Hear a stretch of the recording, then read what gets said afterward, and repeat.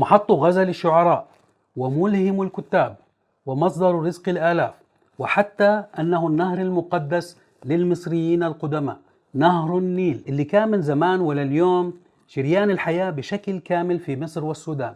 وبدون أي مبالغة، بدون النيل من الصعب وجود حضارة على الأرض المصرية والسودانية.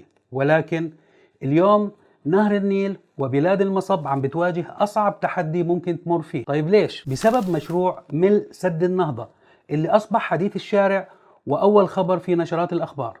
فيا ترى قديش الموضوع خطير، وكيف ممكن يأثر على دول المصب اللي هم مصر والسودان، وإيش هي الحلول المتوقعة، وهل ممكن أن يتم اللجوء للحل الأخير وهو إعلان الحرب؟ تابعوا معنا وشوفوا لتعرفوا نبذة عن سد النهضة، فكرته، إنشاؤه، والأزمة الحالية بعد الفاصل.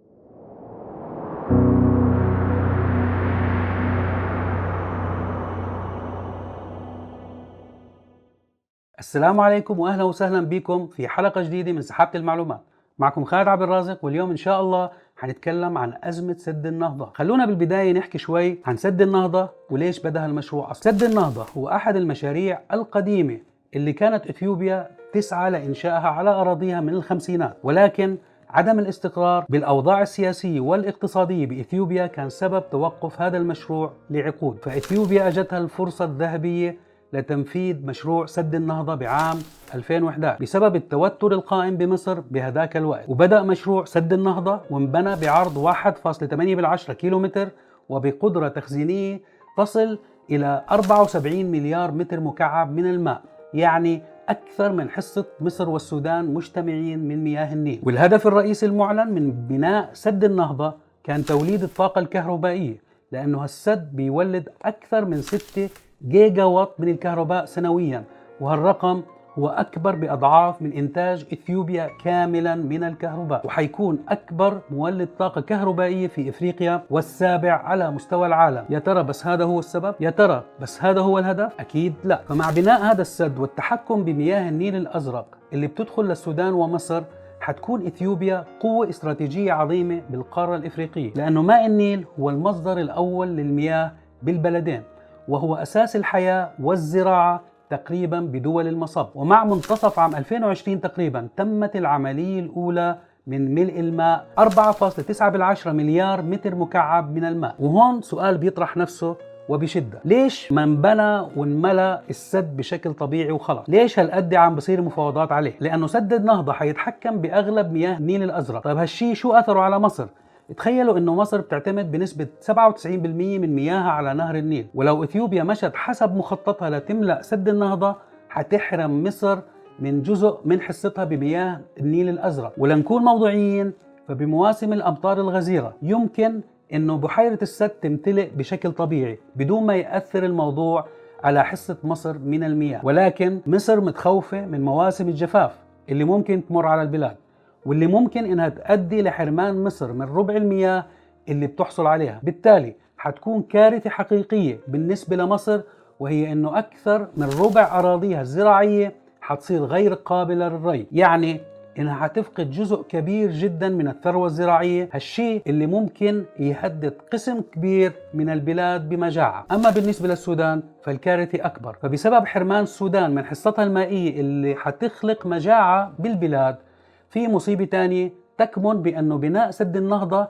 مش آمن تماما، فهو مبني على منطقة فوالق صخرية وتربة قابلة للانجراف. ولو حدثت كارثة وانهار السد، السودان حتغرق حرفيا، لأنه انهيار السد حيسبب تسونامي عملاق بعلو 15 متر، يعني حيدمر كل شيء بطريقه، وحتستغرق المياه لتوصل للحدود المصرية حدود 7 أيام بعد الانهيار. ورغم أنه المياه اللي حتوصل لمصر مش قليلة، بس يمكن لمصر انها تتدارك الامور قبل ما توصل المي لارضها عن طريق فتح الترع والممرات المائية لتوصل المياه الفائضة وتصب في المتوسط. وبالمقابل اثيوبيا ما عم تسعى لبناء السد عن عبث، والشعب الاثيوبي مؤيد لتصرفات الحكومة بشكل كبير جدا، لانه عوائد الكهرباء حتكون ضخمة جدا لاثيوبيا التي تعتبر دولة فقيرة جدا، واكثر من نصف شعبها مو قدران يأمن الكهرباء لبيت. يعني هون التفاوض عالق بين جانبين، إلى جانب دول المصب اللي واقفة ضد ملء السد بفترة 3 سنين، لأنه الآثار السلبية للسد على كل من مصر والسودان كافي لتخلق كوارث طبيعية وإنسانية. والجانب الآخر هو إثيوبيا اللي ذريعتها هي الفوائد الهائلة للسد اللي حترجع على البلد.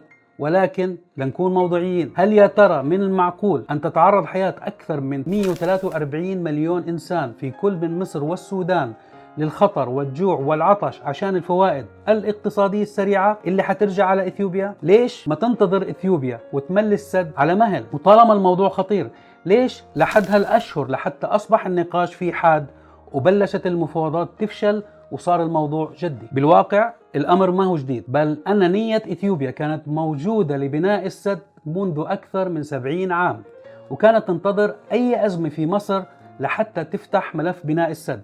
وأول مرة كانت بعام 1952 بفترة ثورة يوليو، لما بدأ الإمبراطور الإثيوبي هيلا سيلاسي بفتح ملف السد. ولكن قوبل هذا الموضوع برد خطير وتهديد صريح من الرئيس المصري الراحل جمال عبد الناصر، ووجه له رسالة محتواها كان: النيل يعني مصر، ورئيسها وجيشها العظيم يطالبكم بوقف أعمال بناء سد تيس أباي فورا. وبسبب هذا التهديد دخل الرئيس الأمريكي ايزنهاور لينصح الإمبراطور الإثيوبي بالرضوخ لمطالب عبد الناصر ووقف التنفيذ فورا، وهذا ما حصل. وبعد فترة في عام 1980 لما حاول الرئيس السادات مد مياه النيل لسيناء، حاولت إثيوبيا تدخل بالأمر، وكانت النية واضحة، وهي إنها تستحوذ على دعم عالمي من أجل العودة لملف السد. ولكن السادات هدد إثيوبيا بلهجة أشد من أي وقت مضى، بتصريح آخر مفاده بأنه جاهز لاستخدام القوة العسكرية في حال تدخل إثيوبيا في حق مصر من ماء النيل. وبنفس اللهجة الشديدة أيضا حاول الرئيس الراحل حسني مبارك منع إثيوبيا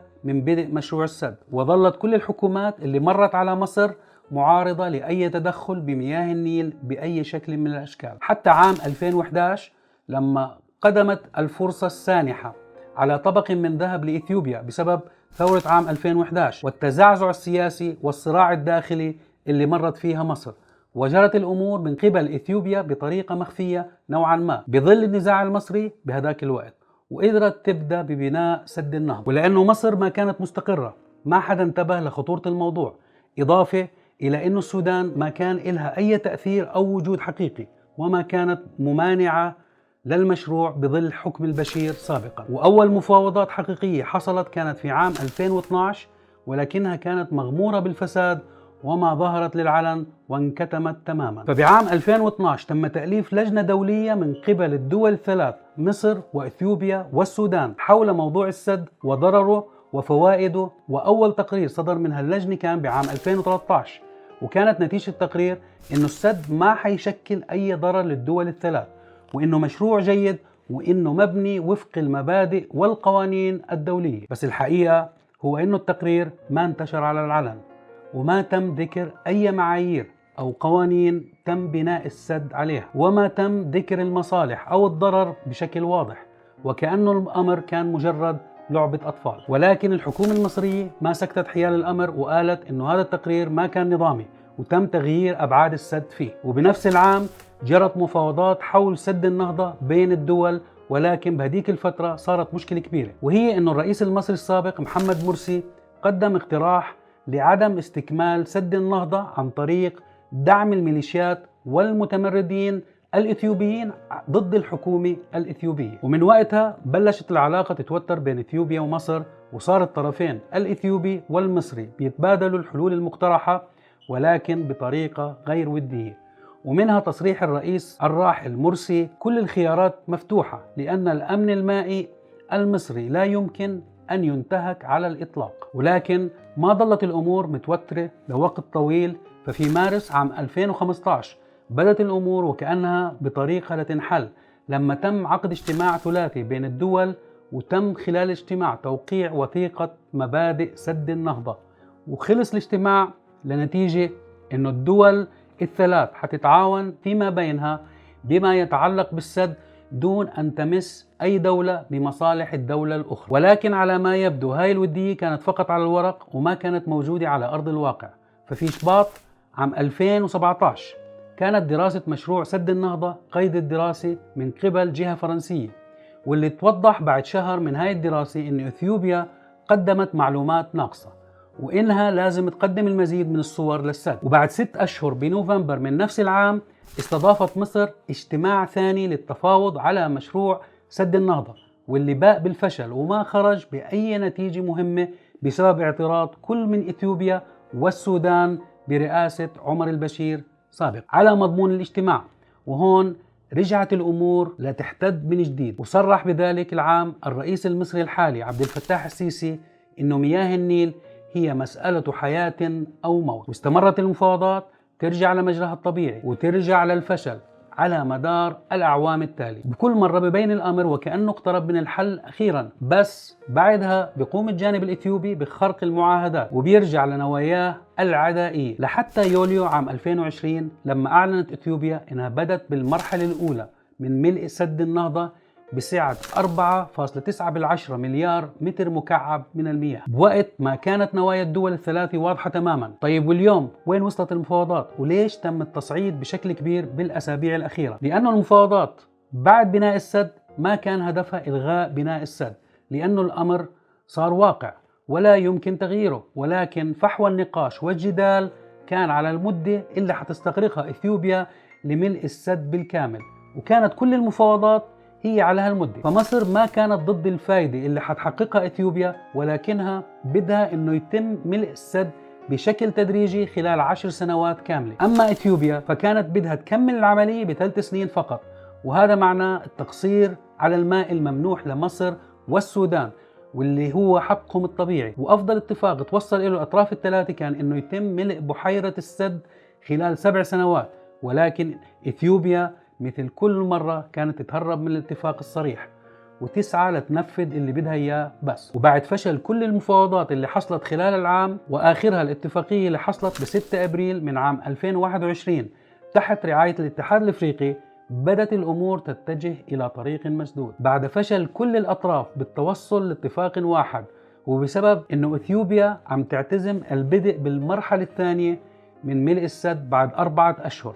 أصبحت الحكومة المصرية والسودانية أمام حلول أخيرة ممكنة، وهي أولاً إيقاف تمويل بناء السد النهضة، لأنه القانون الدولي ينص على أنه يمكن إيقاف تمويل السدود المتنازع عليها أو التي عليها خلافات. ثانياً أن يتم رفع القضية إلى مجلس الأمن لحل القضية بالطرق الممكن. وثالثاً وأخيراً الحل الأخير وهو الحل العسكري. طيب لو فرضنا أسوأ الأحوال، إيش اللي حيصير لو اتجهت كل من مصر والسودان إلى الحل الأخير؟ رغم أنه هذا الحل غير مناسب لكل الأطراف، إلا أنه أصبح واقع ويمكن أن يحدث بأي وقت بسبب التوتر الحاصل بين الدول الثلاث حول سد النهضة. وبدت الحكومة المصرية والسودانية فعلا التجهيز لهذا الحل عن طريق عدة اتفاقيات ومناورات عسكرية. وأحدث الاتفاقيات مع أوغندا اتفاق استخباراتي عسكري وتم بين أوغندا ومصر ب7 أبريل من عام 2021. ومفاد الاتفاق مصالح أوغندا ومصر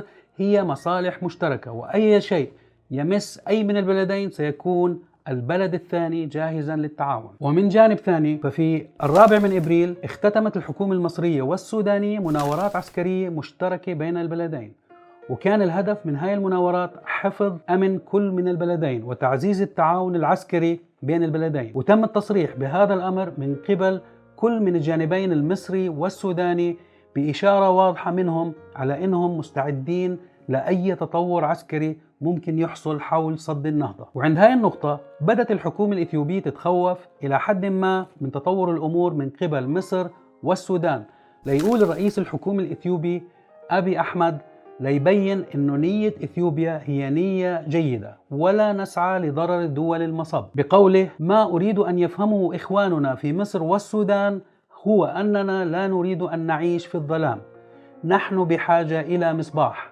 لن يضرهم النور بل يمتد إليهم. بس بعد كل هالمفاوضات اللي فشلت ما قدرت كل من مصر والسودان إنها تأمن لإثيوبيا، وبدت تشتغل على مواجهة الأمر بأي طريقة يقتضيها الأمر الواقع. ومن أبرز الحلول العسكرية المطروحة على الطاولة بعيدا عن دعم المتمردين الإثيوبيين هي قصف السد بالكامل من قبل الطائرات العسكرية المصرية. ولكن هالأمر لازم ينحط بالحسبان، لأنه هذا أمر مش سهل ولا يستهان به أبدا، واحتمالية القيام بهذا الأمر ضعيفة جدا، إضافة إلى الفيضانات اللي يمكن أن يحدثها تدمير السد، وخصوصا بالنسبة للسودان. فيا ترى لوين رايحة الأمور؟ وشو هي الحلول اللي ممكن تنقذ الوضع الحالي من الاتجاه إلى الطريق العسكري؟ ويا ترى هل يمكن أن تقوم الحكومة المصرية بإقحام نفسها بما يشبه الحرب العسكرية بينها وبين إثيوبيا؟ الأمور لسه مش واضحة، وحتتوضح الأمور بشكل أكيد قبل يونيو من عام 2021، وهو وقت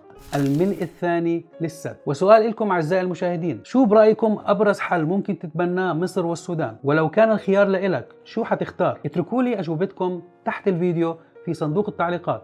ولو حابين تتعمقوا أكثر بالمعلومات فيكم ترجعوا للمصادر تحت الفيديو. ولو حاسين انه الحلقة فادتكم ما تنسوا تعملوا لايك وسبسكرايب واعملوا شير مع أصحابكم ليستفيدوا مثل ما استفدتوا، واضغط على زر الجرس لتوصلكم آخر الحلقات، واتركوا لي استفساراتكم وتعليقاتكم أسفل الفيديو في صندوق التعليقات. وبشكركم على المتابعة، ودمتم في رعاية الله بصحة وعافية.